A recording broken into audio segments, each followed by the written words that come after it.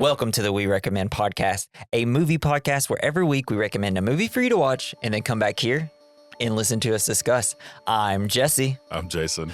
We are the things that were and shall be again.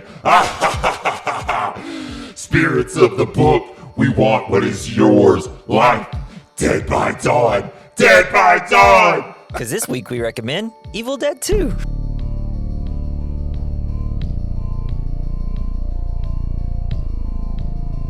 Yeah, groovy. Yeah. Hell yeah. He do his screams like, ah. I love the little hand. Yes. Or the head at the end, just as a monkey. Yeah. What is your favorite Deadite? Oh, man.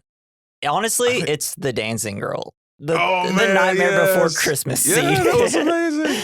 Like little Barbie doll head on is so great. Doing ballet. It's probably Henrietta when she goes like full demon face, she's or so the demon gross. in the door at the end. Yeah, that one's pretty cool. I like the hand. Yeah, I love a severed hand. that's true. It's like the best part about the Wednesday show was just the little hand. I haven't seen the new one. I haven't either, but it's just like the old one. Anytime the hand popped up, I was like, Thing Hand! is back. I always call it, and then Natalie's like, it's Thing. I'm like, Yeah. well, I don't know. It's the hairy cousin. Give them better names that I can remember. No, the names are perfect. We're off topic already. So, all right, we have Evil Dead 1, a goofy horror movie. We have Evil Dead 2, even goofier horror movie. Which one did you prefer? I guess the second one, it's way more interesting to me. Yeah. It's not scary at all It's not versus really Evil that Dead scary. 1 has a few moments where it's like, this is kind of scary. This is, I don't know, Buster Keaton meets a cabin in the woods movie. I think the scariest part was when the redneck guy, the overalls, jumped in through the door on him. Yeah. Because I was like, ah. It's like the real horror we would have in Tennessee. Yeah, this is them getting a budget and just being like, let's go ham on everything. It was all, most of their budget was spent on like Kool-Aid. Yeah, like right. corn It's like- syrup. Yeah, the corn syrup. And I got a few good facts about all that, and it's great. I just love they're like, let's up the ante. Let's make it wetter. Let's make it Yes. let's make it grosser. Let's make the trees even like more intimidating Let's by make it having them sexier. almost able to move. Yes. These dang sexual assault trees. Yeah. Gotta watch out for those guys. When I was watching it, I was like, all right, I told Jason that there's not going to be any more tree rape. And then I saw the tree grab the girl. I was like, am I misremembering something here? I was like, don't do it again. And then I was like, the tree just slammed her into a tree. So Yeah, what do you call that? When for a guy, I think it's like a nut buster. it's like battering rammed her into a tree. So I heard that there's a rumor that every time Bruce Campbell acts in a movie, an angel gets a chin. The guy has a chin. It's I the don't know- best in the business. I can't remember what is his. He has a biography. Almost spewed Dr. Pepper. I was like, dang, I should have waited for him to finish drinking that before I said that line. I couldn't sit on That it could've anymore. gotten messy. But he has a biography called "If Chins Could Kill." Oh man, 'Cause he's just got that's a chin. amazing. I will forever love these Evil Dead movies just because Sam Raimi was like, I love my best friend.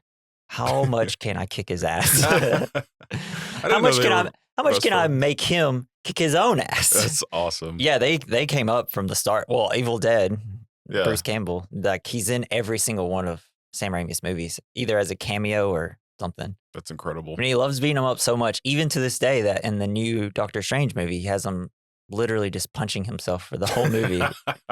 And then the end credit scene is him like finally not punching himself anymore. And it's just so amazing. So do you think this movie's too goofy? It's very Or is it goofy. perfect amount of It was goofy, so goofy, in fact, that I don't think I should have been watching it alone. Yeah. Yeah, it's a great kind of like, I have a bunch of people here with me Yes, and we're I would watching say it so. and we're like wide awake and stuff. So is this a sequel or is it not a sequel? I don't know. Should I guess. explain to you what it is? Please. most time when people are talking about Evil Dead 2, they're like, hey, it's the sequel to Evil Dead. But, you know, it kind of isn't. So, according to reports, Sam Raimi, the mastermind of the Evil Dead series, kicked around the idea of a sequel during production of the original movie. Several concepts were considered by Sam Raimi and future Rambo 3 scribe Sheldon Litch. By the final idea laid the groundwork for Army of Darkness. Unfortunately, both Universal and 20th Century Fox ended up passing on the potential sequel, so Raimi decided to direct the less than stellar Crime Wave instead, which is a crazy movie, and it's just not very good. It's like a crime movie that is slapstick comedy, kind of like Evil Dead is a horror movie that's slapstick comedy. Yeah, very much. So then he decided to go back to Evil Dead 2. Just kind of going to give you a whole history of the movie. And so they're trying to figure out what to do with it. And then they ended up getting influenced by Hamburger Helper. What? So this is where things get kind of crazy. So to refine the script for Evil Dead 2, Sam Raimi brought in his friend Scott Spiegel. Spiegel influenced a lot of the franchise's direction with the additions to the film, including an added emphasis on slapstick horror. Along with the Three Stooges, which was an influence on the entire series, one influence was Spiegel's short film Attack of the Helping Hand, where the Hamburger Helper mascot goes on a violent rampage. That's the scene awesome. where Ash has to fight against his own hands was influenced by the short. That's incredible. Yeah. And then so Stephen King got involved into getting the sequel made. So there was still a hurdle to deal with. The film needed a distributor. Famously, Stephen King had such a profound experience watching the original Evil Dead that he publicly endorsed the film. King mentioned the idea of producing a sequel to movie Kingpin Dino De Laurentiis, and history was made. Ironically, the guy had offered it an adaptation of King's Thinner. I don't know if you've ever seen that. It's where a guy gets thinner. No, I haven't seen that. He gets cursed by someone at a carnival, and no matter how much he eats, he just gets skinnier and skinnier and can't gain weight. He offered that to Sam Raimi, but he turned down the offer. But the guy didn't hold any grudges and ended up doing Evil Dead. So Evil Dead 2 had right issues.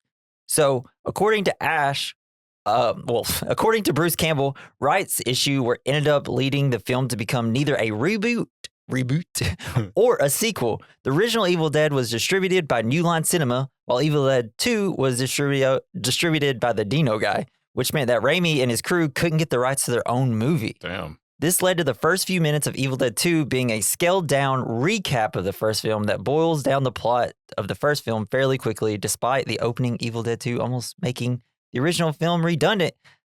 So, yeah, it's just essentially like, let's take the parts that matter of Evil Dead 1, just do it real quick. Necklace, head, chainsaw, Cabin. all the stuff. Is it the same cabin? No. It's actually filmed like 270 miles away in North Carolina. Westboro, North Carolina. So yeah. Well, But is it supposed to be in the movie? Yeah, it's supposed to be the So same place. He comes back to the cabin. No, so He's always making terrible decisions for women. You know how in Evil Dead 1, you got the whole people, they all die, and then at the very end, Ash is like, I win. And then all of a sudden the evil like comes through the house and kicks through the door and like goes at his face, and then it cuts to black. Mm-hmm. So this, whenever the girl dies, and then he's just like standing in the woods and the evil comes and then he turns into demonic. Yes. Ash, technically when the That's that evil point. comes at his face, that's where the new movie begins. Evil also always comes to your face. It always comes right in your mouth. but yeah, so it's a recap of a movie and then into a sequel, but the recap is also not completely like the original. Yeah. So I just did it again. Yeah, which is fun. There's also, you got the rat in the cellar towards the end. They named the rat Senor Cajones, which is Mr. Testicles. Yes. I bet he had huge balls. Yeah. Let's see. Man, rats do have huge balls. Do they? I've never really seen rat balls. God damn, man. I guess I should look some up one time. Ginormous. So Henrietta, the demon in the cellar, that was Sam Raimi's brother in it. And because it was in North Carolina during like the summer, he was sweating a lot. And he said he would take off his costume and literally just like a bucket of sweat would pour out of him. And Which I feel like happens almost every single time that anybody films something like with a lot of prosthetics. They always just say, "Yep, buckets of sweat fell out of me." Oh, gross. Holly Hunter. Do you know who that is? The Is- mom in Incredibles. Her voice. Yeah, she's also in a ton of other stuff. and that was Raising Arizona, Broadcasting yes. News. She's also. I don't know. I thought it's the rich lady, right? She's not in this movie. Oh, She was going to be in this movie because Sam Raimi lived with the Coen brothers, Frances McDormand, and Kathy Bates and Holly Hunter. Goddamn. Wild fucking house. So much talent and so much money to be made in that house. Little do they know. But she was not able to get in for whatever reason. She wasn't able to be in the film. But every time, I think I even mentioned this last time, but I just have to constantly keep saying the fact that Sam Raimi, the Coen brothers, Frances McDormand, Holly Hunter, and Kathy Bates all lived in a house together. Why don't we have a show about that house? I don't know. That should be a great sitcom. That should be their next thing, right? So I don't know if you noticed, there's a weird kind of production company at the beginning and end of the movie. It's called Rosebud Release Corporation. So, you know about the MPAA. They're the ones that rate the movies. All right. Yeah. So the original film was controversial for its staggering level of violence and gore, so much so that it was dubbed a video nasty in England. Video nasty? Which means you cannot watch this movie. Everyone knew that Evil Dead 2 would be given an X by the MPAA, so Raimi, Campbell, and Robert Tappert came up with a plan. At the time, Dino's production company had a deal with the MPAA that prohibited him from releasing X-rated films. So Raimi and crew set up the Rosebud Releasing Corporation, which allowed them to distribute the movie without the MPAA's input. So they did a loophole. It's so cool. Sweet. Yeah. And I don't see how you could say that this movie is X-rated. In the 80s, man, I guess. people are like, "Oh no, there's so much demonic stuff in it. We can't allow anybody to watch this." And it's just like, this is the goofiest shit you've ever seen. But this is like around satanic panic shit and stuff like that. So everybody had a stick up their butt. I guess the U.S. wasn't the only place that had a satanic panic. I think it's kind of everywhere that Christianity kind of was around, right? Everywhere the light touches. Yeah, everywhere where the light touches, Simba, there's satanic panic going on. All right, and so the large demonic head Ash battles in the climax of the film, which the crew nicknamed the Rotten Apple Head, was too large and cumbersome for the crew to carry back to California, so it was left in North Carolina and soon disappeared. Its whereabouts were unknown for a number of years until it was found in a Halloween haunted house attraction just outside the original shooting location of Wadesboro, North Carolina. That's Dude, great. How great. You're just like walking in the woods like, what the hell is that? And then you're like, we have a haunted house attraction. This would be perfect. They love ghosts up there. I would assume they probably watched the movie, was like, hey, that's filmed right down the road. Let's go to this place. And then they're like, what the heck? Yeah. They left props. Find. Oh, man, I would be ecstatic. So one last thing. The scene where Ash is doused in blood coming from the walls was filmed by placing Bruce Campbell horizontally on the floor and then pouring gallons of fake blood on him from above. The scene was filmed with the camera turned 90 degrees to create the illusion that he was standing upright. So much blood was dumped on Campbell that not only did he feel like he was nearly drowning, he would also produce red snot for the next 2 weeks, or the next 2 weeks, every time he blew his nose. To make matters worse, his insistence that authentic Caro syrup, right? Cairo? Cairo syrup, whatever. Formula was used to simulate the blood, made him a target for every fly in the neighborhood. So he's covered in flies for the rest of the filming, essentially. My dad used to buy that shit for pancakes. I have some here to make fake blood. Really? Yeah. Sweet. I've had it for like 10 years since the last time I used it. Crystallized, but no. Or maybe I got maybe I got some new stuff. I don't know. But yeah, I do know, like when I first saw it, is like all the stuff was at the bottom. Like I guess the sugar or syrup or whatever. And then there's like clearer stuff at the top. And I was like, well, this is gross. Yeah, we used to eat that. That's nuts. I think me and Natalie used it for, we got married and it was the day before Halloween when we got married. So we came back home on Halloween. And we're like, oh, we should just do like a funny, goofy costume, just hanging out around the house. So we did Billy and blanking on her name from Scream. I was the killer and she was Sydney. Yeah. Nice. Yeah. It was fun. Yeah. Just for us. Just for us. This is a little fun thing for us, you know? That's great. A little self. Cool. I feel like that's a lot of stuff at the very beginning. So we should probably move into the plot, right? Yeah. And before we get into it, we want to know, we are going to try to figure out the point of Evil Dead 2. And if you can, please tell me. Yes. Is there a point or is it just inner goddamn entertainment, baby? All right. So let's start. Evil Dead 2. Woo woo. So film starts and we learn about the Necronomicon, or the Book of the Dead. Its pages are written in blood. It will make demons come for you. Yeah. Yeah. Just say the magic words. And we never see the book, really, Yeah, isn't that because it was crazy? burned in the first movie, and we didn't see it burn in this movie, but I'm assuming it Oh. burnt. That sucks. They could have just made another one. Well, it is at the beginning, but then you don't see it after Right, the 'cause rest because it's they find technically it- burned. In the temple or whatever. Yeah. Because that guy on the tape. So the first 5-10 minutes of the film essentially acts as an edited account of the first Evil Dead. The alternate version starts with protagonist Ashley J. Williams, Ash for short, and his girlfriend Linda driving to an abandoned cabin high in the mountains. I don't know, man. Right? If someone drove me, we're going to stay in this cabin, I'd be like, We're not renting. Just It's just a house. yeah, That, it's technically supposed to be his cousins, right? oh no, I thought you just What said used to be his cousins, and then now it's just this girl's. I don't know. just banking on that no one will be there. Yeah, and then it's not gonna be covered in spiders and bugs. It's like, nah. I'll come up here a week before we're gonna stay, clean it up, and then we come back. That would have been a good idea. Yeah. So within the cabin, Ash plays a piano while Linda dances in her underwear. Yeah, he's pretty good. Yeah, he's pretty good. He has recently given her a silver chain with a little magnifying glass on it. And then he's like, after they're done, she's done dancing, goes up to her. He's like, hey, what do you say we have some champagne, huh, baby? After all, I'm a man and you're a woman. At least the last time I checked, huh? Dude, his face is so good there. He's so cartoonish. I know. He's, I just wish I knew Bruce Campbell. I'd be like, yeah, I have to put your face on film as soon as possible. Your chin. It's great.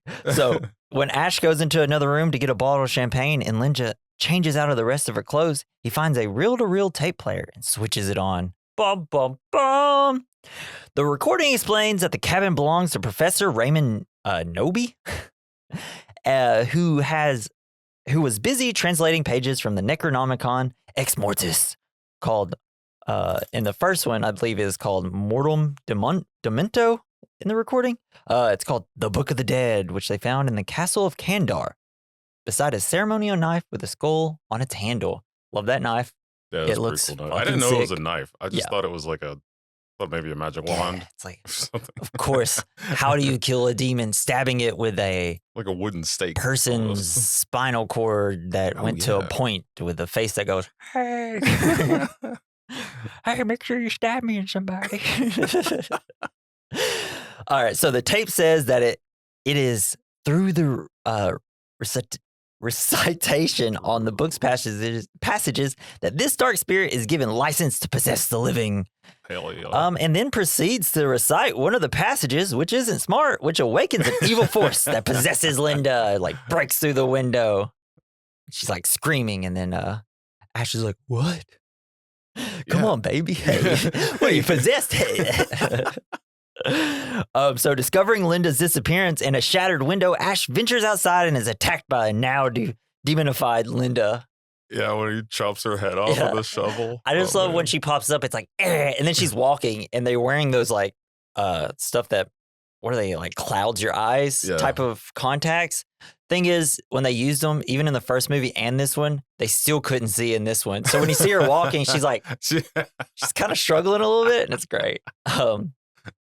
So panicking, the terrified Ash gets lucky and manages to decapitate the love of his life with a handy shovel. Following this, Nice Ash swing. decides to do the decent thing and bury his new No, headless girlfriend, no, keeping not the the silver decent necklace thing. as a pendant. No, I was just like, what are we doing here, Ash? What do you mean? You know, when someone dies, you go to the cops. yes, Yeah. you have to report it. You can't just bury a person. I know. It's just like. Now, I guess I assume that we skipped a section where he learned from the first movie that he got to like decapitate them and remove all their arms and stuff and bury them. That's the only way to stop it. Maybe we just skipped that part in this first one. I forgot about that too. The movie's just trying to say, don't fucking think about it. Okay? Yeah, I mean, that's what I told myself too. I'm like, I'm thinking too much. It's like, there's no reason for this. Let's not think. So now that we're at the end of the first film, the evil force sweeps through the woods and cabin and spins the stressed Ash through the woods, possessing him. Evil flying through the cabin is always amazing. Just like bashing Like through bust- the doors. yeah, that was cool. It's so good. And it's just like, they even got it right in the first film and they made it better in this one by it not obviously just being people pulling strings and opening the door. This time the doors are flying off and stuff. Yeah, So great. I do like this whole section where he's kind of going crazy, or he thinks he's going crazy. Yeah. That's pretty cool. Yeah. And then he's great possessed makeup. He really looks mean. And then he like falls into the little puddle, pops up, and he's like, "Rah!" But then like, fortunately, the sun's coming up, and it's just like leaves him. And The So then bridge was fucked up. yeah. And so like the mist retreats back into the trees and the woods. And the cloudiness from Ash's eyes leaves. Ash is perfectly healthy now, if not kind of depressed and stuff because he just killed his girl. And he does what anybody would do, pass the fuck out. Yeah, he just sleeps there on that puddle. He's like, forget it. Ugh, who even cares if I die at this point? I'm exhausted. Well, I guess he has been up all night killing someone. Yeah. And burying their body. And plus he had to drive all the way there. Ugh. Oh, And he was so close to having sex, so that was probably exhausting too. but he didn't have power steering, so it was really Oh, hard. probably, yeah. You ever driven a car without power steering? Yeah, it sucks ass. I tried and I was like, I hurt my arm. I like tried to turn the car and I was like, I should have stretched. like- I didn't realize how hard this would be. It's like you're trying to steer a pirate ship in a storm. It's just not worth driving. So he wakes up looking at the cabin. Ash sees a superimposed face on it and hears a voice saying, join us. Nah, son. Yeah, son. Ash bravely gets into his Oldsmobile and makes a dash for freedom, only to find that the bridge is now destroyed by evil. The evil. Yeah, that was weird. Yeah, That the bridge It's was like- all. I don't like. Yeah, all curled up. yeah, it's great. Like, what did that? Yeah, Did the Evil. bridge? Did the bridge get possessed? whatever is in the woods going really fast towards people. That's Yeah. what did it. I guess. Or the maybe trees that did giant it. face at the end is just like, just like biting it while he's sleeping. So, and then the sun goes down very quickly. And we get this super quiet. rad ass shot, dude, where it's just like, it's obviously him in front of kind of a green screen. You got this very cinematic sun going down with a car in the background, and he's just like turning. Abnormally quick. Fucking conic, bro. It's like my favorite shot in the whole thing. Not really. We will get there. I can't wait. And yet again, evil is pursuing. He's like gets into his car, he's driving off. It's like falling behind him, but then he kind of speeds up. Then he got branches like hitting him in the face as he's driving. He runs into a tree and the car and abruptly is thrown from the car through the windshield and crashes onto the ground. He runs the rest of the way through the woods to the cabin, and the pursuit continues. There are at least 9 doors or like 100 doors. Don't know how many doors is in this cabin. And an unfinished hallway in the small cabin, it or looks he's running huge from between the the inside. walls or something. Yeah, that's what I thought too. Like, what the fuck? And then he's finally able to evade it by going into this little, what do you call it? Like trap door that leads to the attic or bunker or whatever you call it. I don't know. The fruit cellar? Yeah, the fruit cellar. I don't Who's know a fruit cellar? There's a Who- root cellar. I've who heard of would that. put a fruit in that cellar. There's rats all in it. And then Evil is just like looking around. He's like, meh, Eh. I'll come back later. And retreats back into the woods. Yeah, man, I love the little chase through the cabin. It's so good. But it just makes me think like, can I like go to this cabin and see how in the world this cabin is laid out? Is every room like 4 by 4, 4 feet by 4 feet? It seems super tiny from the outside. Yeah, and then Like there there's might like be 2 rooms. yeah, and turns out there might be 9 to 10 rooms. Maybe that's like was supposed to be scary. Yeah. I don't know. It's like uncanny about how many rooms are in there. So At an airport, we meet Annie Noby. She arrives by plane with 300-year-old pages of the Book of the Dead and is picked up by her boyfriend, Ed. They start their drive to the cabin to join her father. And I love it. They're like, oh, so I heard you found something. It's like, yeah, some pages. Oh, really? Is this a big deal? It's like, yeah, it could be nothing or a doorway to another world. It's like, yeah, I mean, those are usually the two options, I guess. She's a real historian. If I was the boyfriend, I'd be like, yeah, doorway to another world. Sure, lady. Okay, let's just go to this hopefully romantic cabin. Yeah. So read to you. Like in the new show when Ash is reading the Necronomicon to his date. Yeah. and then it wakens the dead again. It's like, oops. God, I gotta go back and rewatch that. The show is so good. He's working at the fucking supermarket. I can't remember what it was called. That's how the first movie begins. The Shop and Save or something. That's where he works in Army of Darkness at the beginning. Because every one of these movies starts off different than how the last movie ended. Almost kind of like the Resident Evil movies that came out, except it's funnier in the actual good movies that were made. So Ash wakes up and is super scared.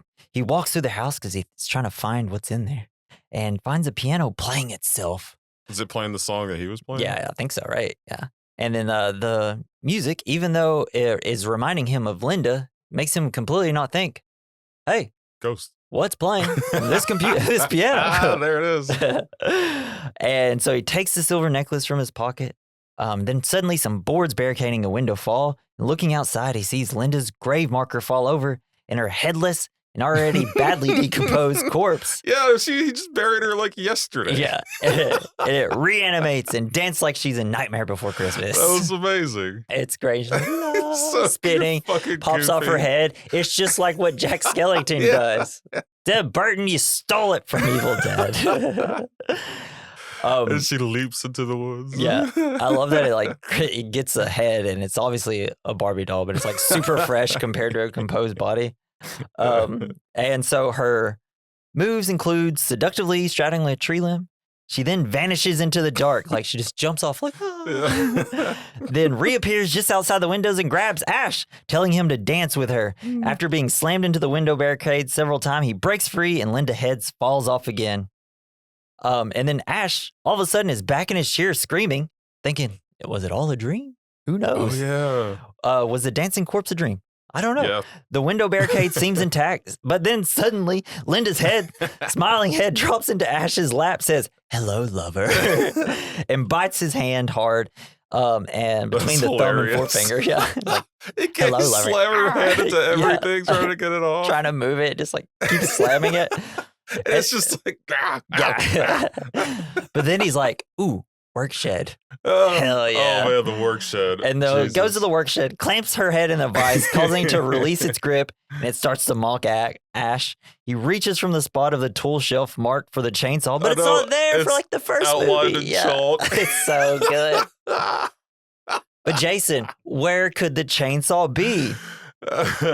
Maybe the headless torso has it? Linda's got it. Bro, when that torso comes in, and it's obviously like a puppet or, I don't know, maybe it's somebody in a suit, and it's just like, it's just like going all over the place. It's so funny. It sticks it so...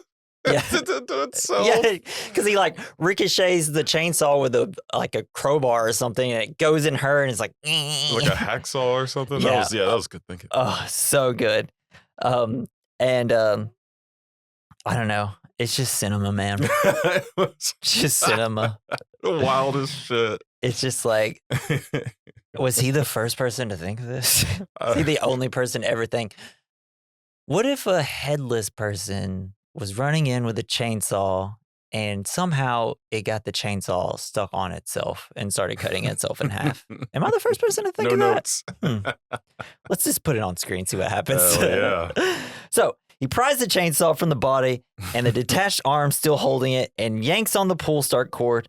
The head, looking much nicer, begs not to be hurt, then spews black bile and turns evil again. It gets all in his mouth. Yeah. And then Ash destroys it by cutting it in half and spewing blood all over the shed and turning the light red. That's awesome. Yeah, that was pretty cool. It's always good when movies do that. covering the soul light source with blood, and everything becomes red. I think this is the first time I remember seeing that. Yeah. I mean, maybe there was like a 70s movie that did it or something. Probably like maybe a Friday the 13th movie maybe did it first. Well done. Maybe, yeah. Evil Dead. But it's great. Sam Raimi, a master of this.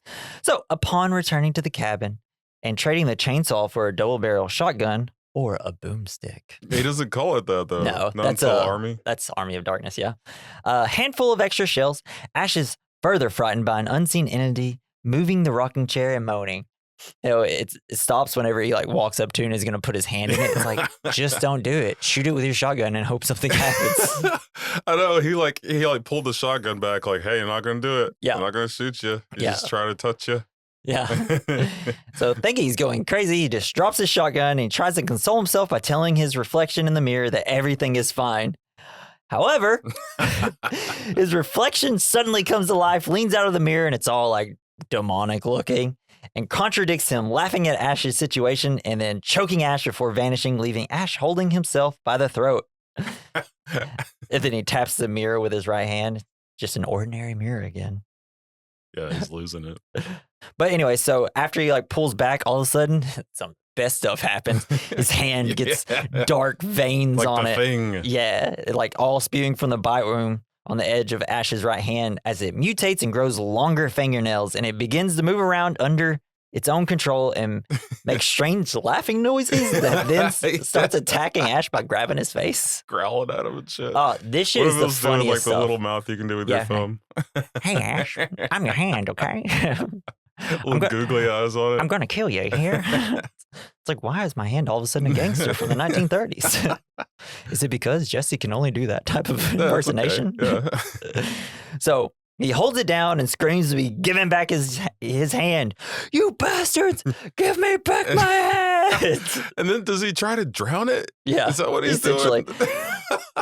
But before that, Annie and Ed drive to drives to the bridge, but it's blocked by workman Jake, putting a barricade in front of the destroyed bridge. Then suddenly we see Bobby Joe there too, leaning on their car. I love like the reveal of Bobby Joe. It's like supposed to be like, it almost feels like some badass reveal. The way it's just like turns to her and it's like, yeah, she's here too, I guess. Just leaning on their car. Yeah. See, I thought that they were going to try to kill the other couple. Yeah. When they're like, follow us on this trail. That's what it feels like, right? But no, they were totally legit. They just, well, it's because everybody gives a maniacal smile, but everybody's just feeling like they're duping the other because of the $100. It's like, so just like a weird little stupid. part at the end. Like, okay, yeah, guys, can we get back to the evil stuff in the cabin? But yeah, they're saying that there's no other roads that lead to the cabin, and they say that there's a small trail in the woods, and they would lead them there for $100.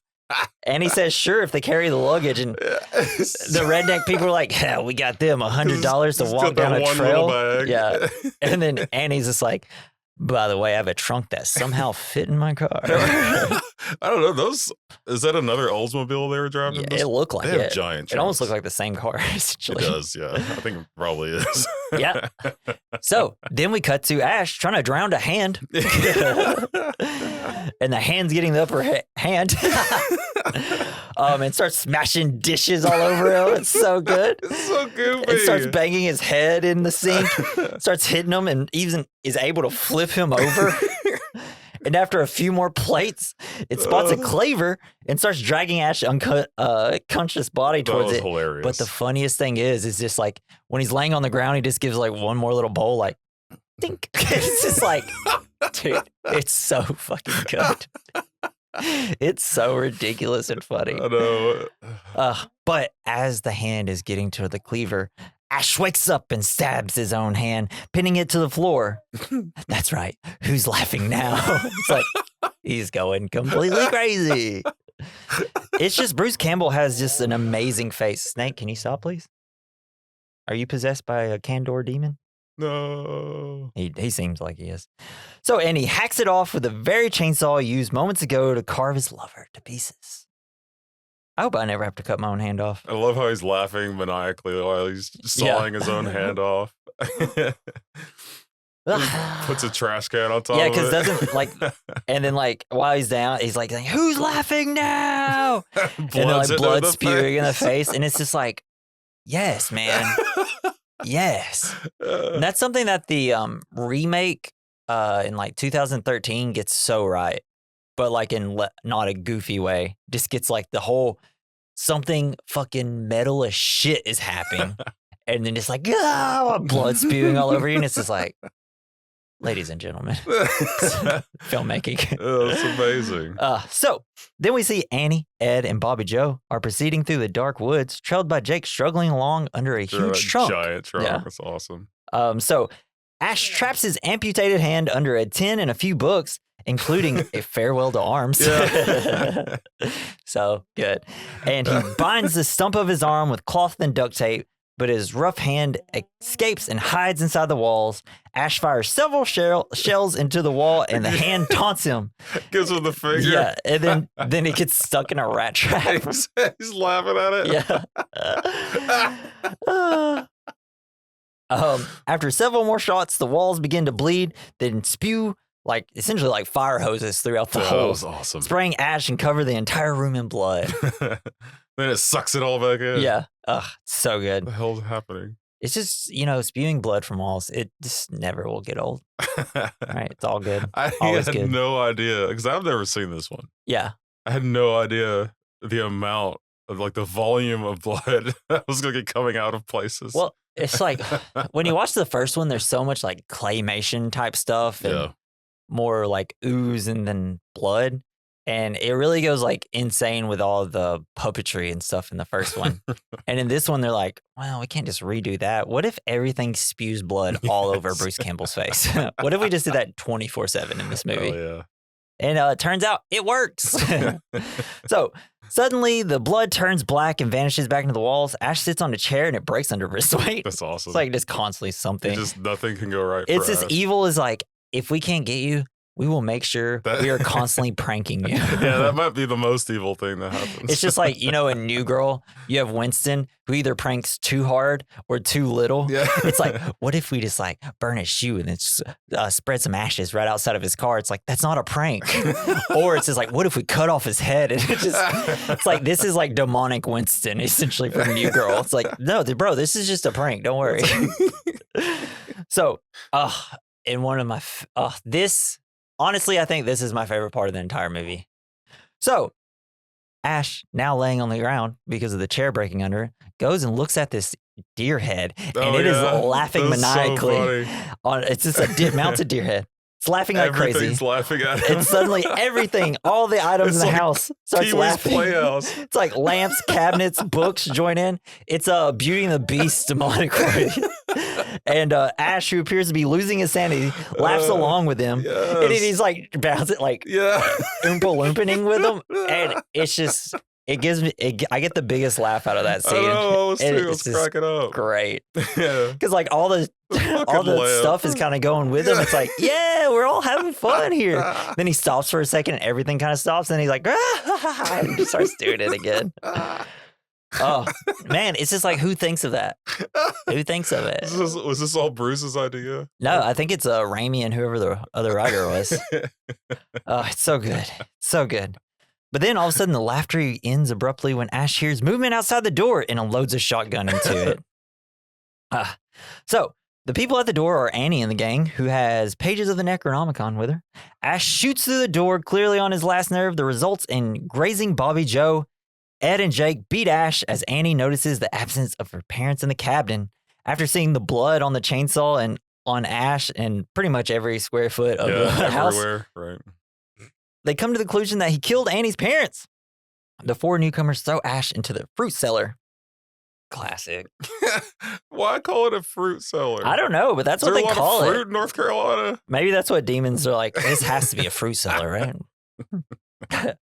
So maybe they didn't want to call it a root cellar. Yeah, I mean, yeah, I've never heard fruit cellar before. I've heard wine cellar, root cellar, tortures chamber. I don't know.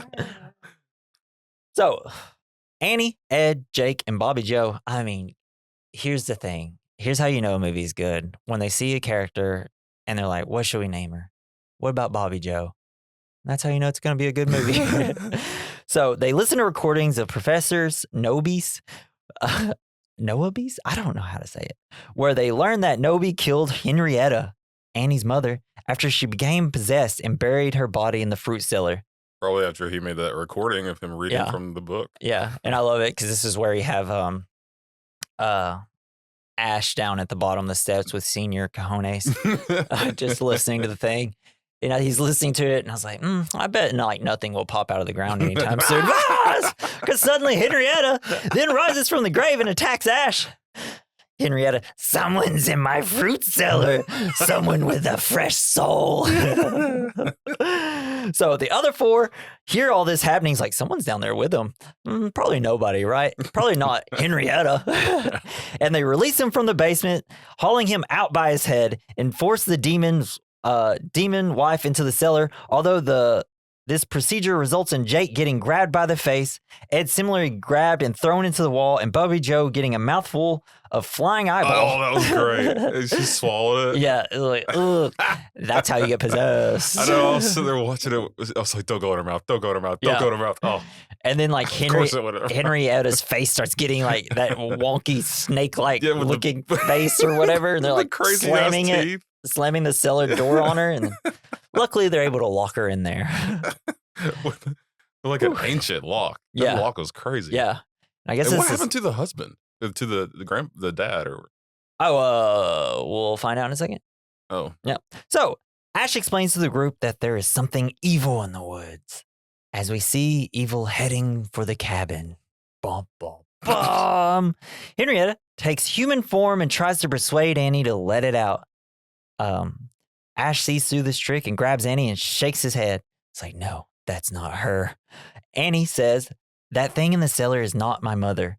At this point, it becomes apparent that Ed, too, has become possessed, levitating and takes a bite out of Bobby Joe's hair and tells them all that we are the things that where it shall be again. She should probably see a doctor if her hair can come out that easily. God, I love Ed's demon face. Man, when things just like start going batshit crazy and like people start, the demonic voice happens and then it's like everything starts laughing along with it. It's like comforting for me somehow. So I see it, I'm just like, oh, this is great. This is pure joy. This has been a good morning so far. And it's like, spirits of the book, we want your life, dead by dawn, dead by dawn. Swallow your soul.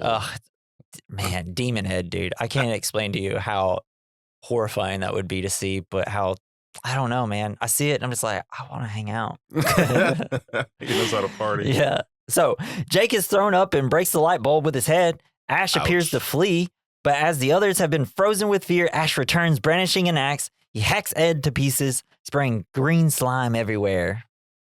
And then with an axe, spraying air. Yeah, and then like everything kind of calms down for a second. Jake notices through the barricade window that the trail that came in ain't there no more. Because we'll learn soon, trees can move. Some trees can. Yeah, right. And then the clock's pendulum stops suddenly, and it's very quiet for a moment, following some ricocheting sound effects all of a sudden, like, pew, pew, pew, and just like random noises. Like, I think there's like a monkey sound, and there's like some like human sounds. And everything looks flat. Yeah, like, they put like a weird like effect on it. I don't know what it is, but it made it uncomfortable to look at. 2D or something. Yeah. Like they took a picture of it and like turned it this way. Yeah, it's very strange, and I really wish I knew how they did it. I looked at the special features. I couldn't find anything on how they filmed that. But yeah, I just love the fact that they're like all turning their head like it's trying to figure out where it's coming from. So watching a ricocheting bullet. And so then Ash starts walking around and everybody's kind of coming with him, or Annie comes with him. And then we see the spirit of Annie's father pop up.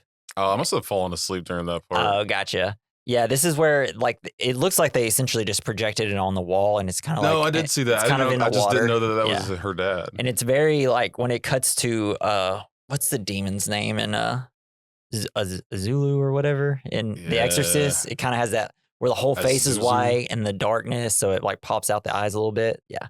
The professor appears ghost-like before them and says that the pages Annie possesses are the key to spelling the evil dead. And it will also save his soul because I'm assuming he's in hell.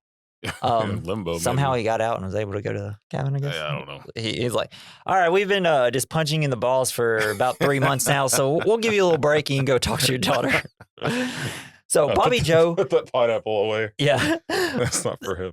Bobby Joe then discovered Ash's possessed disembodied hand holding hers, and she screams and knocks down their only oil lamp and runs into the forest, where then we see the most Evil trees. sexually aggressive trees. I love evil trees. Yeah. No, I mean, Minus- to be sure, less rape in a movie is always better. Yes, and luckily they do not do that in this movie. But it does kind of like caress her mouth. Yeah, and like rips her shirt a little bit, and it's just like, no, Yeah. trees. Gosh, have sex with your own kind. Oh no. It's just, like people that are what do they call them, naturists or whatever, they're gonna be like, wow, that was the most racist thing you could say to trees. Speciesist, I guess. I don't know. But yeah, then the trees sadly just throw Bobby Joe into a tree, and once again, sexual harassment trees win again. Oh man. They always do. Sucks. So we So- need to teach these trees about consent. Yeah. Ash is like, you know what? I'm going out there. Takes him out there, shows him a sexual harassment video that you'd like play in a Like an workplace. HR video? Yeah. It's like- so, The tree gets all sad. yeah. Sorry. So Annie and Ash find a drawing in the pages of the book she brought along, which depicts a hero in 1300 AD said to have dispelled the evil. The hero appears as a figure with a chainsaw-like hand and a shotgun, which later in the next movie we will be heard called a boomstick. Fuck yeah, man. Yeah, boy. Can't wait. Fearing for Bobby Joe, Jake picks up the shotgun and brandishes it at the others. Ash tries to convince Jake that Bobby Joe is dead, dude. But Jake grows furious and throws the book pages into the cellar and forces everyone to go after her. That's where all the book learning goes. Yeah. The Henrietta's dark- like, finally, something to read down here. It's getting so bored as a demon. She's just reading old magazines. Yeah, it's like, oh, I think I wrote this actually. So outside, the trees are moving, but, it's not the way that they move with wind. They're just kind of like, hey, come out here, boy. You want to catch these hands, brother? Some of this. Yeah. So the group goes into the woods only to discover that the trail has disappeared. Evil, and then we see Evil starting to rush at them again. And then all of a sudden, They can't see it though, right? like, it's like they can and they can't. Is it like wind? Sometimes, yeah. Well, it's essentially just demons coming after them. But I think they're like invisible, but sometimes they're not invisible. We just don't ever see them. Just kind of see like Yeah. movement, Yeah, and coming sometimes toward you you. do see them. like a Jurassic, like the raptors in Jurassic Park Yeah. when they're running Yeah. through the grass. But yeah, so Evil's coming after them. Ash, is just like telling Jake, like, hey, dummy, like, we're gonna die. And then he like knocks Ash down and then he throws Annie down. And then all of a sudden, a possessed Ash wakes up. Yeah, how do I? The Evil, we Can rushed they- into him. I know, but like, can it just possess anybody? Yeah. and anything. Anything living. That's why the trees can And be like, possessed. how did it just do his hand? Like what? Well, because it got bit, so his hand was getting possessed, but Oh. it just wasn't fully possessing him yet, and so he was able to Gotcha. cut it off, and then, but like it's already a possessed hand, so I guess it's just I like don't get it. demons can demons can possess dolls, like Annabelle dolls, and kill people in their Yeah. hotel rooms. Sure. So yeah, and Ash is a demon now. He throws Jake into a tree. Ash chases Annie back to the cabin. He looks badass as a demon. He's so cool. I need to play the video game. They have like a Evil Dead video game, I believe. Well, they have like a bunch of them now. What? They have one that's kind of like, you know how they have that Jason game? Yeah. They have one where it's like Evil Dead and you can do it like that and stuff. It's really cool. Interesting. So Annie, back in the house, she grabs the bone dagger from the first movie and accidentally stabs Jake as he's trying to get back into the cabin. Hey. Which she shouldn't have really felt that bad about, as he pointed the gun at them. Yeah, and stole her book, hit him and like pushed her down and stuff. threatened their life. So she has to pull Jake bodies inside so that she can shut the door. Ash Just pounds on the door. slamming the door on him. Yeah, it's like, God dang it. He's like, dude, you stabbed me and this is how you're going to do me. He deserved it. Yeah, but so Ash is pounding on the door and then suddenly stops. Annie removes the dagger from Jake and then drags him to a safer place right next to the cellar door, where, of course, Henrietta pops up and drags him to the head, into the cellar head like first. a meat grinder or something. Because then, like, Annie is, like, hosed by a river of blood. It's like in any horror movie, if you're like, all right, we need something kind of cool to happen. Always say gushes of blood. Just add that into your script. It's always good. I'll never be upset about it. Even if it doesn't make sense, I'll be like, it doesn't. Didn't expect that, but that was really cool. Ash attacks Annie, accidentally ripping her necklace off her neck. As she lays unconscious, Ash looks at the necklace and reverts to his normal self after being reminded of Linda. Yeah, Same necklace. Sad demon face. Yeah, he's like, learning to love again. But yeah, so essentially just the one thing that can beat demons, true love. That's all you need. Just need to love. Did he really love her?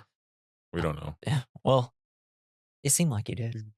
Took her to a murder cabin. I mean, would you make like face to just anybody, or the one that you truly Ash. love? No, that's just Ash. That's true. Because I do that sometimes, and it doesn't work. Yeah. Ever. Well, yeah, that's just we don't have the chin. We don't have the facial features. That's it.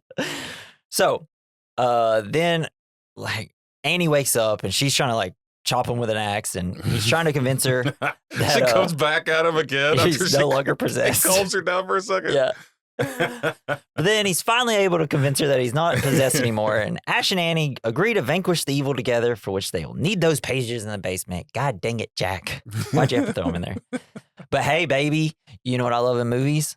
A montage. Yes. And lock and loading. Fuck yeah. Let's go, baby. Amazing. So Ash, with his technical know-how, he just like knows how to do this for some reason.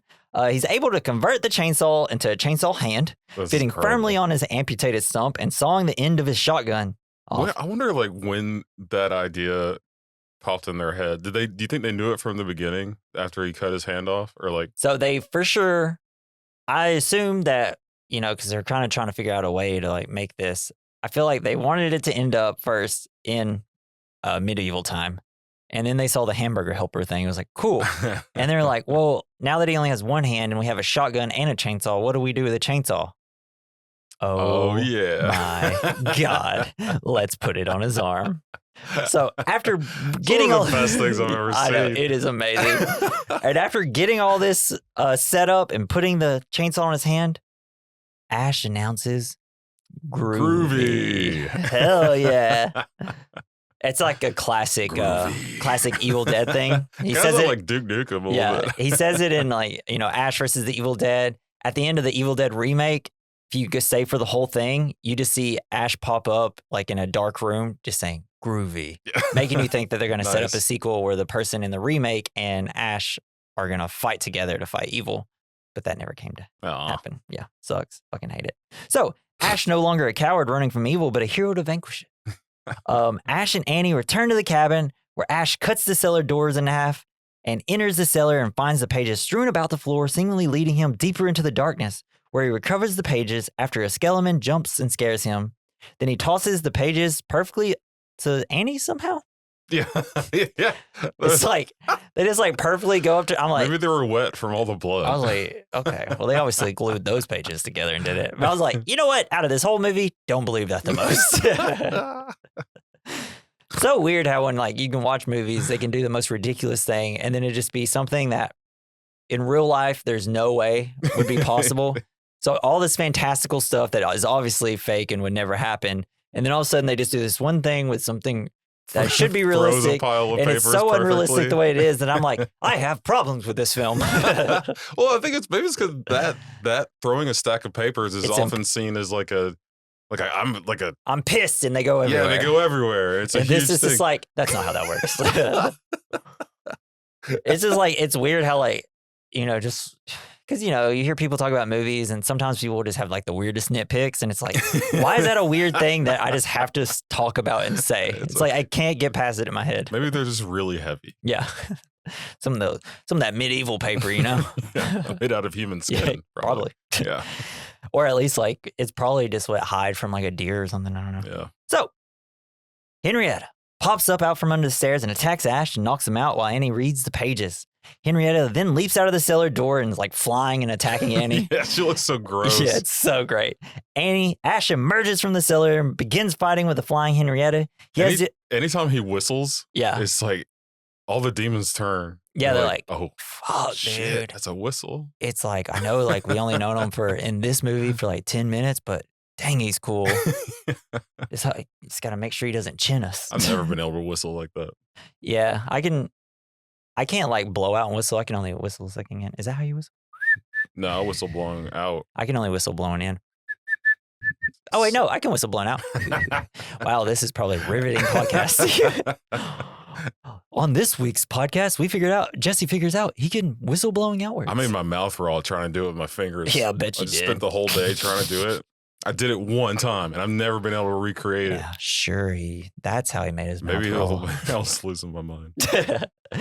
Ash emerges from the cellar, begins fighting with the flying Henrietta. He has the upper hand until Henrietta starts hulking up, brother, and transform into a more vicious demonic form that sounds like a monkey. Yeah, the big long, giraffe demon, like monkey, neck monkey demon. That's crazy. Goofy ass thing. Love that thing. It's great. I wish it was my friend. I would just be like, yo, what up? It looked like the claymation. Yeah, it did.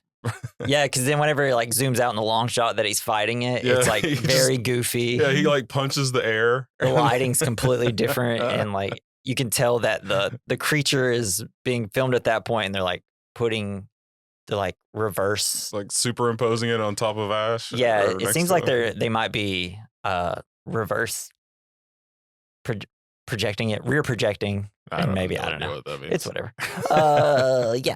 So Ash is saved when Annie distracts Henrietta by singing a lullaby that Henrietta sang to her when she was a girl, because the demons are possessing them, but the person is still there. That's why it's able to like transform back into the person and be like, please don't kill me. Oh, yeah. So while Henrietta is focused on Annie, Ash uses his chainsaw to decapitate and dismember the demon. I'll swallow your soul. Yeah, I'll swallow your soul. And then then deals the final blow by delivering a shotgun blast to its head. That was awesome. I'll swallow your soul. Swallow this. Swallow this. Hell yeah. Annie and Ash have a tender hugging moment, and then the molesting trees attack. Can't stop, won't stop. I love the scene though when the trees are attacking, and then it's obviously like all miniatures and stuff, but they get outside of the house and like the trees are kind of moving on it, and the house almost looks like it's about to start sinking into the ground. Fuck yeah, the trees are fucking scary. Yeah, I think that was like the best looking demon, in my opinion. All the little tree faces. And stuff. The tree faces. So Annie takes the pages and begins translating to the text to manifest the evil, which appears in the form of a large bloody head covered in faces of those it has possessed, and the power to wilt flowers and turns Ash's hair white there, which it will be in Army of the Darkness. That. Yeah. And well, it's just like one little streak. It's kind of like a Mr. Fantastic type streak. Sweet. While Ash is grabbed by tree branches and brought closer to the creature, which he tries to fend off, the chainsaw in its eyes seems to irritate it a bit. All the goo comes out of the tree. Yeah. And then Annie recites the incantation to rid the earth of the evil. A large vortex opens up just outside the cabin, gravitating everything around it, including Ash's car, a large tree, and the evil itself. Annie is then stabbed in the back by Ash's severed hand with a bone knife. It's so good. He got the last laugh. Man, that thing, you just couldn't get rid of that thing. Yeah. So with her dying breath, she speaks the last words of the incantation, and the giant head and his tree hands are sucked into the vortex. Man, it's like I'm reading the most ridiculous shit. Vortex before it disappears. Ash is left in the cabin with Annie's body for a moment before the doors. And he's like, "You did good, kid." Then suddenly the door is ripped away, showing that the vortex is still there. Ash is sucked in with along the trees and many items from the cabin. So, and then we cut to Ash's car and a tree fall from the sky and land on a large block of rock. He looks up and finds himself surrounded by armored and mounted medieval knights. The knights are about to attack Ash when a winged demonic creature swoops down from the sky, terrifying the knights as they scatter. Ash reaches for a shotgun and blows the creature's head off. Yeah. The knights gather around Ash as he prepares to defend himself. One knight then lifts his faceplate and declares, "Hell, who hath fallen from the sky to deliver us from the terror of the Deadites?" Is this the first time they called them Deadites? Yeah. And then the army of medieval warriors then falls to their knees and begin chanting "Hail!" as Ash realizes that he is in fact the prophesied hero from the sky. The film closes with Ash shaking his head in disbelief and screaming "No!" as the camera pans out to show the large army that now awaits Ash's command. Oh shit! I love that once he turn. kills the like Deadeye, and you got this one like knight that's like, "Oh, could it be?" But he's got like the most goofy little like it's the little eye holes, Yeah. but they're so close together. It's so kind of goofy, and they're like, and just the way he's moving, he's like, "Oh, what could it be?" Jason. So now that we went over the plot again, I mean, masterpiece, right? It's so insane. It's just, but I can't wait for the next one. yeah, I know. Next year, baby. We might do it January next year. Army of Darkness. Yeah, it's so if you have the first one, which is a little goofy, but mainly a horror movie, then you have the second one that is really goofy and a horror movie.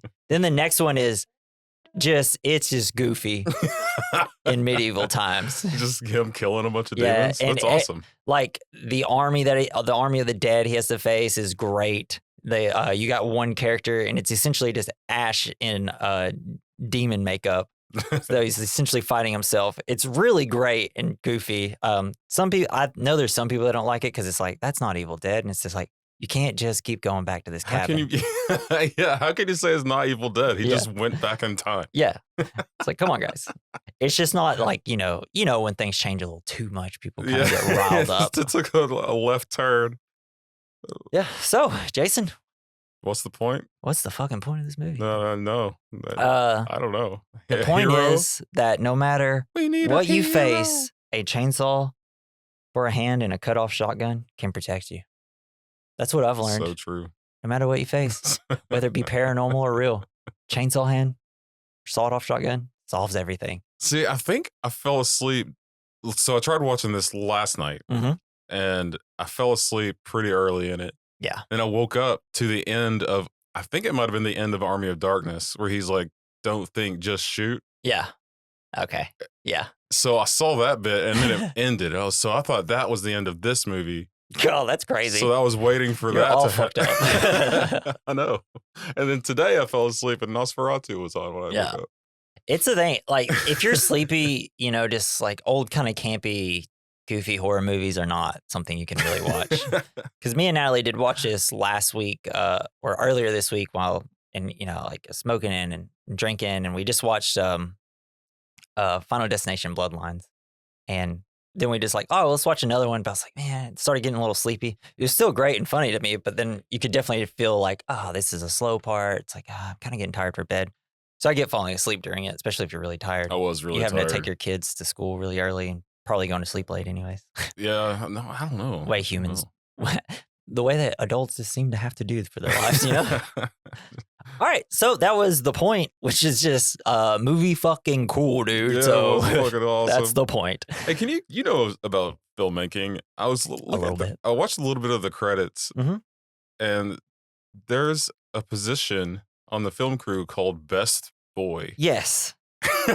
What is a best boy? It's always the joke. Is it? Yeah. Because like everybody's like, ooh, I want to be the best boy. I know. Just imagine like a little boy dressed up in like a Victorian like costume with like fluffy hair. You know, so just pinch his cheeks. Best boy, they're essentially a crew member in both like the lighting or gaffer, which if you ever see gaffer, that's like lighting, and grip department. Best boy is the second in command, working directly under the gaffer or chief electrician, or grip, chief of the grip department. They are responsible for the logistics and administrative tasks within their respective departments, ensuring smooth operation and efficient workflow. So essentially, it's just like, if things start going wrong, best boy steps in and says, I got you. You keep doing what you're doing. I'm going to fix whatever the other situation is. Nice. I'm the best boy in this film. All right. So we're going to move to our next category, the good, the bad, the ugly. And the fine. It's where we discuss the good of the film, something we like, the bad, something we didn't, the ugly, something that didn't age well, the fine, something that did age well. For the good, I put Bruce Campbell. Yeah. Obviously the Sam Raimi weird ass mind shit and their ability to film great things. What about you? Yeah, just I don't know. This is. Would you consider this a B movie? That's tough. Goofy ass horror movies. The first one is. I think the second one technically isn't a B movie. It has the vibes of a B movie, but it's so much too much budget. Yeah, it's just filmed way. It's just a better film in terms of being filmed. You may like the first one more. So I know some people do, but I think I like this one more just because I laughed a lot more. Yeah, it's great. Yeah, and there's like a lot of really. It's the problem with filmmakers' first films. It's like, all right, we got to get these people here, and we got to get it to make sense. But I feel like as you start they just couldn't help it. Yeah, and it's like, oh, we got to get these people there. We got to figure out who they are, which is usually how you want to do it. But like for an hour and 25-minute movie, just fucking let it happen, man. Let's just go. And I think that's what they found out when making this film. It's like, we don't need all this shit. Let's just go. Let's just have the evil here now. Yeah. Which is what we wanted, especially out of a sequel where it's like, we already know how this works. Let's go. Which is a problem in some movies when especially when you get to like Friday the 13th, 8. And it's like, why are we having this such build up, dude? Let's just have Jason kill. If we're doing 8 of these, we know what we want at this point. It's like, let's hurry. I think, so for my bad, I think this is a bad movie, but I like it. Yeah. My bad is you calling it a bad movie. No, the bad, and it's not, I don't think this at all, but I know some people think it's too goofy. It's like, they like their horror movies scary. Yeah, not but it's goofy, but it's a horror comedy. I mean, since I watched the new, at like Bruce Campbell in the new Evil Dead show, Ash vs. Evil Dead, that's my first experience with it. And so he was really goofy then. So when I saw this, I was like, this is the Ash that I know. Yeah.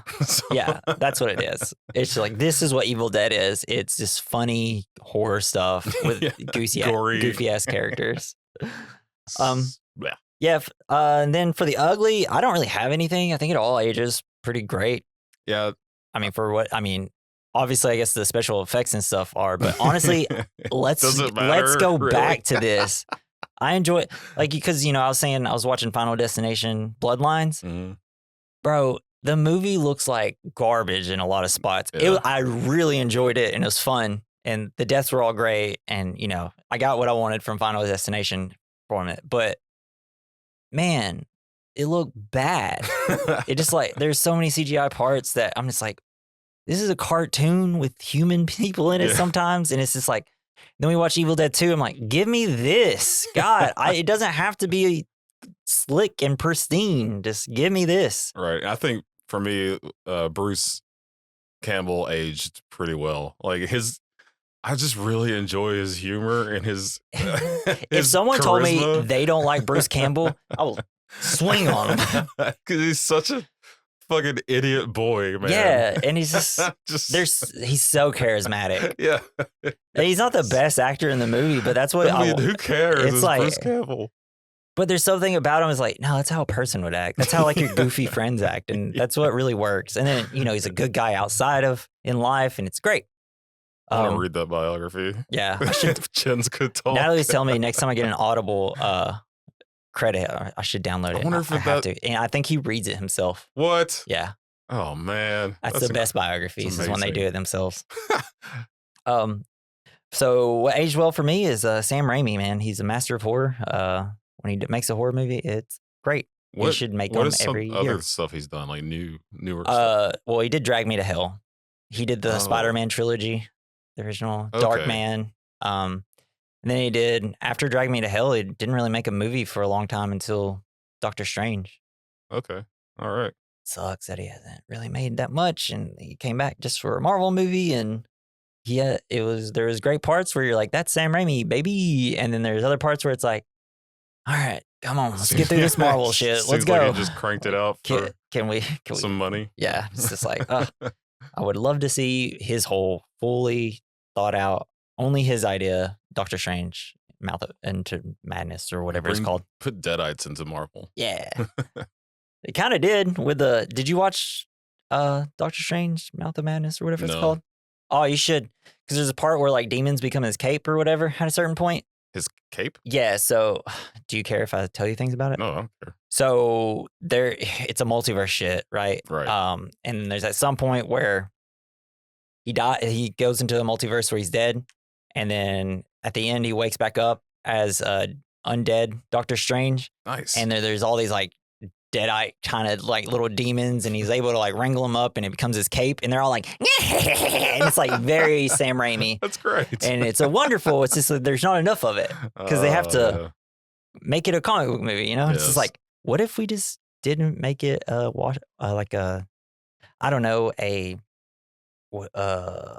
can't think of canon. It. No, just like why I don't know what I'm trying to say. I don't know. Just make it a horror movie. Come on, have some guts. All right. Sorry about me not knowing words. Yeah, all of a Marvel sudden. horror movie. That would be sweet. Yeah, that's what they were trying to say. This one was going to be, and it's like, it's not. It's just you got the good stuff, and then you got some of the boring stuff that's in every Marvel movie. All right. So we're gonna go to our next category. It's called Double Feature. It's where we recommend a movie alongside Evil Dead 2. I'm running out of breath over here. Steam. Yeah. So what do you got? I don't know if this is the same one as I did last time, but the movie Idle Hands. Hell yes, bro. Me and Natalie love that movie. We're actually thinking about doing it for the podcast. We keep talking about how I wanted to do it. Maybe we should do it soon. Me, you, and her. Yeah, that'd be great. It's so fun. It's so stupid. It's you got so dumb. Seth Green and that other guy there just dead on his couch. Oh, I didn't know that was Seth Green. Yeah. Because like one's got like a thing in his head, and it's so good. It's been a while since I watched it, like a couple of years, I think. It's been a long time for me. Love that movie. Puts it in the microwave. Idle hands are the devil's playthings. I chose Creepshow 2, baby. You ever seen it? Oh, it's so good. They're like it's like 3 macabre tales from the latest issue of a boy's favorite comic book dealing with a vengeful wooden Native American, a monstrous blob in the lake. It's the best one. That's cool. You should watch it just for that. An undying hitchhiker. It's like one of them's written by Stephen King, one George A. Romero, and one so they're like short films? It's an anthology series. Yeah. Oh, neat. And Creepshow used to be this comic book back in the day. And it like inspired Stephen King and a lot of the horror filmmakers and stuff from the time. Yeah. It's great. It's so fun. It's like bad and good all at the same time. Yeah. It's wonderful. But yeah, I recommend Creepshow 2. And that is our conclusion of our episode on Evil Dead 2, baby. Hope you enjoyed it. Most Evil Dead. Yeah. They don't get much eviler dead than that. Except for in 2 more Evil Deads that happen. But yeah, join us next week as we're gonna get a little heart. Our hearts are gonna get warmed. We're gonna have a lovely time with a giant robot because we're doing Iron Giant, baby. During the Cold War. Yeah, it's such a fantastic little sad film that just made all the boys and girls cry back in the day. Yeah, I remember crying. And it's like Vin Diesel's best role next to Groot. Wait, he's the giant? He's the giant. Wow. Yeah, Vin Diesel. He is a great voice actor. I mean, he's got a weird ass voice and people like it. I do like his voice. It's great. Yeah. Can't act, but it's great. So yeah, join us next week for the Iron Giant. And let's land this Deadite, baby. This Deadite plane. Let's boomstick this shit. Leave us some fan mail. Click the link at the top of the description. At the bottom is our email. We recommend mailbag@gmail.com. Leave us some reviews, baby. I know we're getting new listeners, so do the dang thing and give us reviews, because then people will be like, I have to listen to this now. And then I'd like to thank Joey Prosser for our intro and outro. Thanks, you can follow him on X at Mr. Joey Prosser. And dang it, this has been the We Recommend podcast. I'm Jesse. I'm Jason. Dead by Dawn. Dead by Dawn. Swallow this.